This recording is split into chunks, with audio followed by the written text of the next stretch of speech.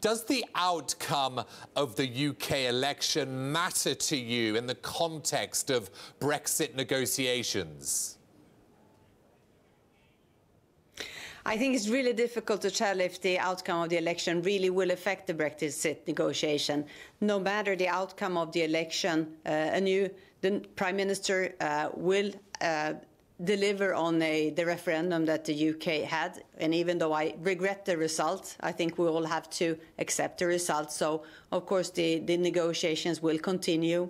And, of course, it's also so that it's not only up to the British government what will be the outcome of the negotiations. It's also the European Union and we, all the 27 members that are still want to be a part of the European Union.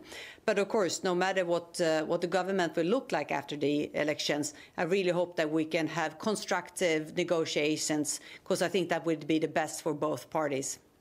Finance Minister, there's been a suggestion that if there's a hung parliament, which we call here, which is, as you know, an inconclusive election result, if there is a hung parliament, it could possibly make the Brexit negotiations a bit more complicated. It could even delay the start of Brexit negotiations that are intended to begin 11 days after the election. Do you see a possible delay if there's a hung parliament? I think that's if you're a British analyst, I think it's better for them to analyse it. But of course, I think it is important that we can go on with the negotiations or start the negotiations as soon as possible, because we don't have all that much time before it's time for the Britain to leave the European Union. So I think it's crucial that we can start negotiations as quick as possible, because we all need to have a good deal, a deal that is good for both parties when we're finished the negotiations. Are you concerned that the Brexit negotiations, when they do get underway, could turn toxic at the outset because of sequencing issues?